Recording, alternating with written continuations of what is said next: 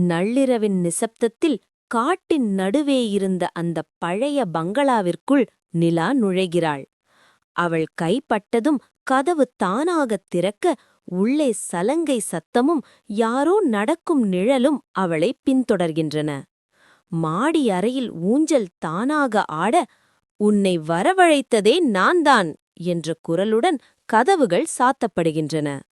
தப்பிக்க முயலும்போது ஒரு ரகசிய அறையையும் அங்குள்ள கோரமான கடந்த காலத்தையும் அவள் காண்கிறாள்.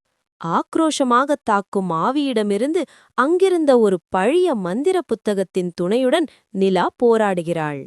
விடியும் நேரத்தில் அந்த பங்களா தீப்பிடித்து எரிய நிலா அங்கிருந்து தப்பித்து ஓடுகிறாள். அவள் உயிர் பிழைத்தாலும் அந்த பங்களாலின் பயங்கரமான நினைவுகளும் தன் நிழல் இன்னும் அங்கேயே இருப்பது போன்ற உணர்வும் அவளை விட்டு நீங்கவில்லை.